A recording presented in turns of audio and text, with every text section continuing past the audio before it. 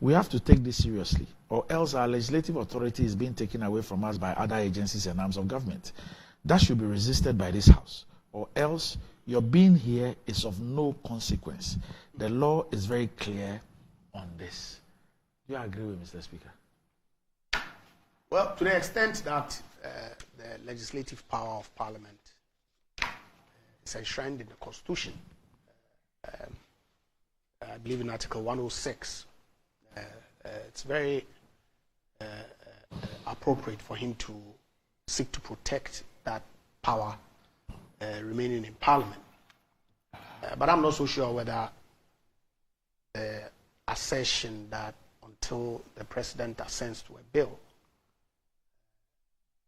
no other agency or institution can entertain any matter relating to that bill is right.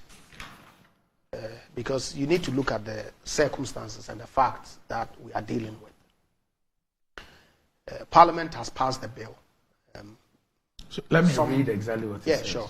It says that let it be known that when it comes to lawmaking, until all the processes in this House are exhausted, there is no business for anybody, including the court, to consider, because the Constitution and the enabling legislation take care of all these challenges.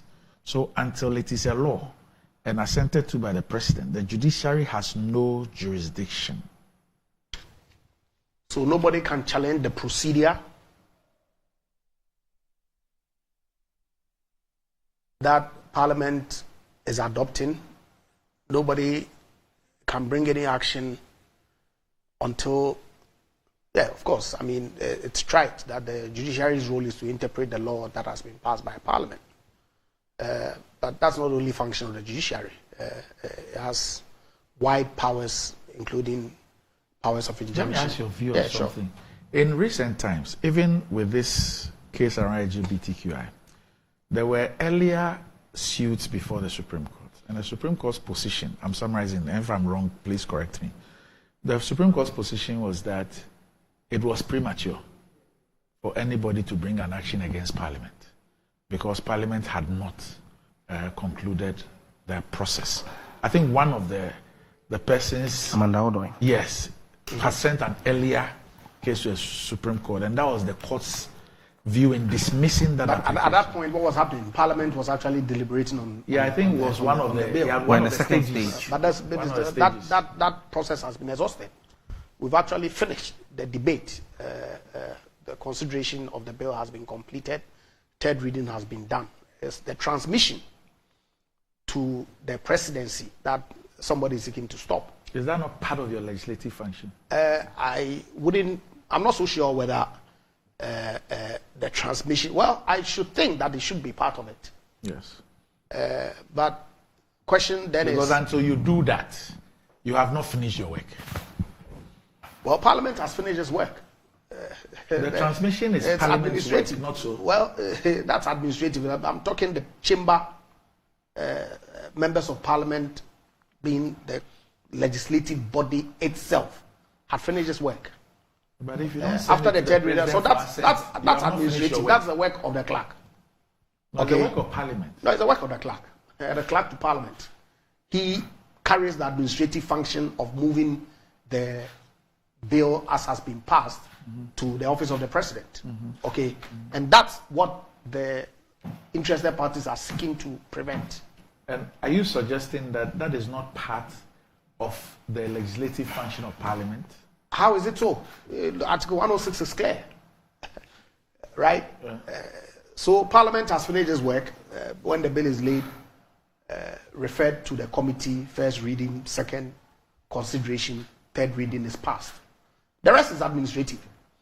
But I'm saying that that in itself is within the purview of the court to make a determination whether that is an interference in the work of Parliament or not.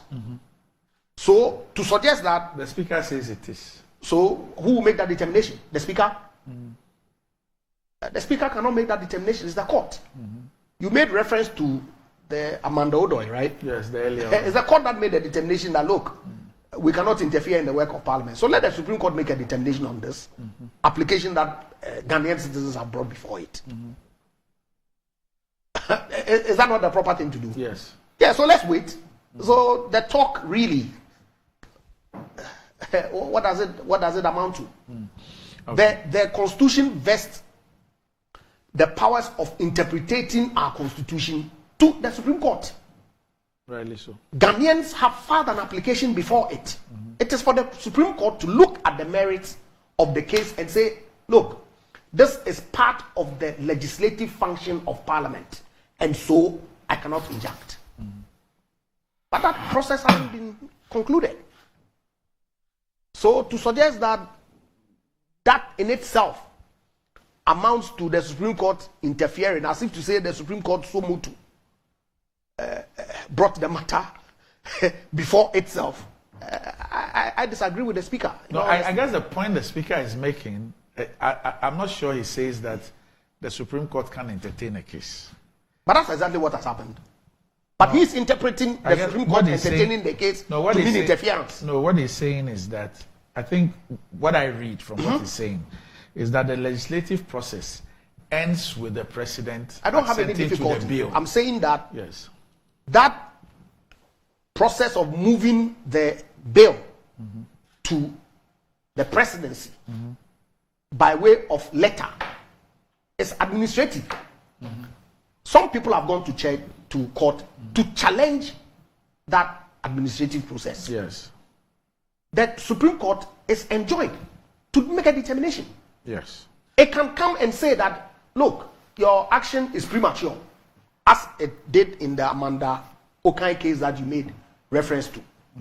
Or that, no, the process has ended and the Supreme Court can entertain or truncate the process or whatever. Right. But I think that just as he seeks to protect the legislature from interference, we cannot stifle the courts also from performing their functions.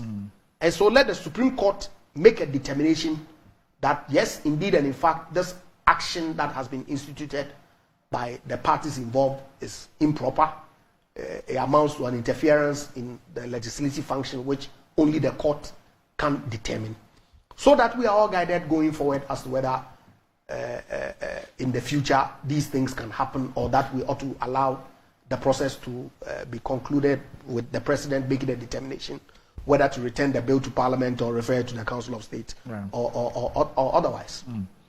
But I do not fault the parties who believe that they have a right to bring such an application, an action and subsequent application before the Supreme Court from doing so. I do not fault them at all. Right.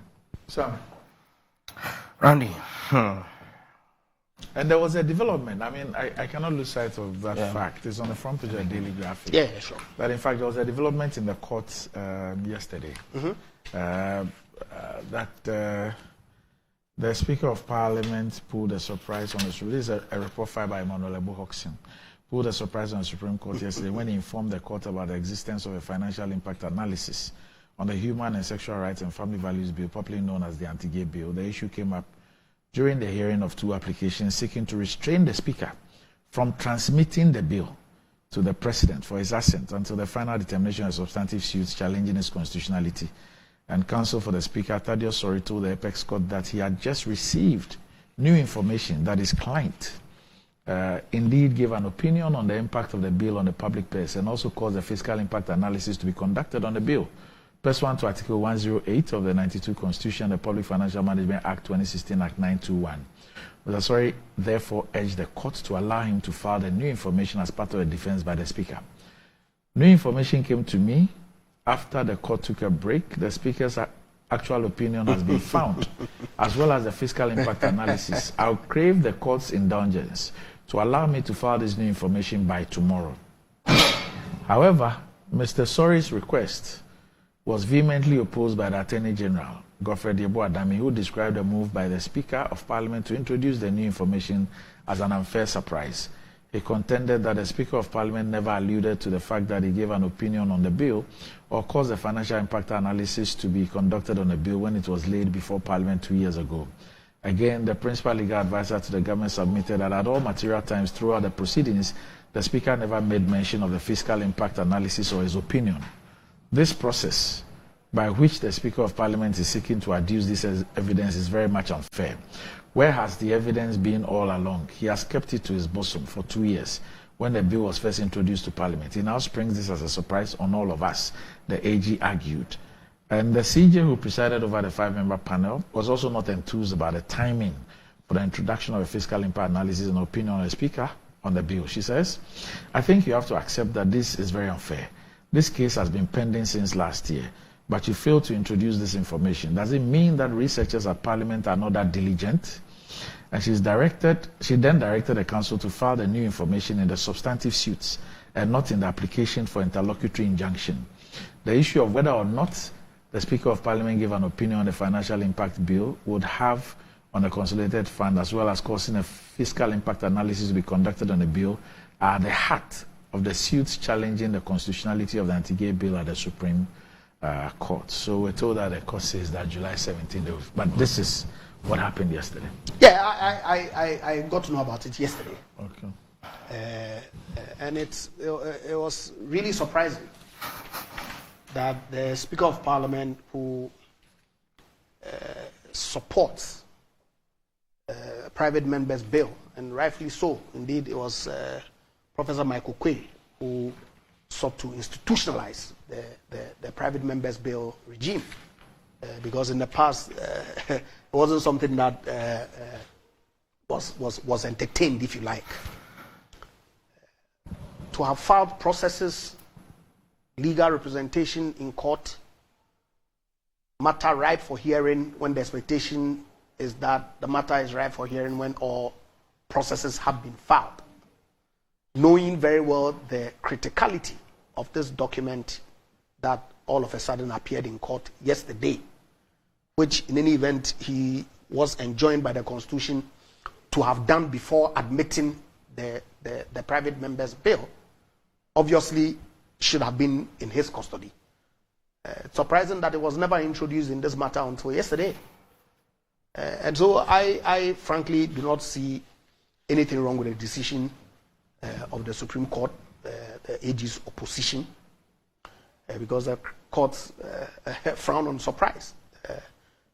It operates on the principle of full disclosure. And so whatever document that you seek to rely on ought to be disclosed timeously, so that the opposing party can have opportunity to peruse it and to object or respond to matters that you raise in there before the matter is determined. Mm-hmm. But to wait when, if indeed he had the document, until yesterday when arguments had been taken, to now say, oh, the fiscal impact analysis that is at the root of the argument before this court, I now have it, so allow me to file.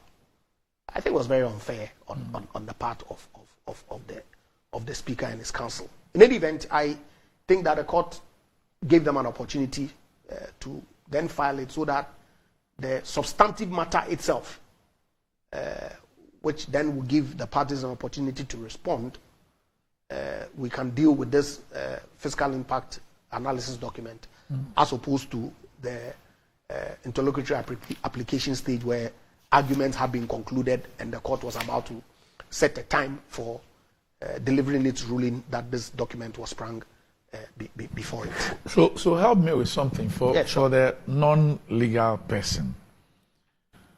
The position of the Attorney General, I'm talking about what will be decided by the court on July 17th. It's about the transmission of the bill to the President. The cease and desist matter, right? Yes. Okay. And the AG is on all fours with those who have filed a suit to say that... I don't think so. The AG is a neutral party in this. He only filed a public interest response. Of course, he is the counsel to the state. And so these matters necessarily, he ought to be made a nominal defendant. And so he filed public interest, if you like. In some jurisdiction, they refer to it as amicus brief, okay, to guide the court with respect to his interpretation of the position. But he is not siding with any of the parties at all. That's my understanding of the processes that the Attorney General has undertaken so far. All right.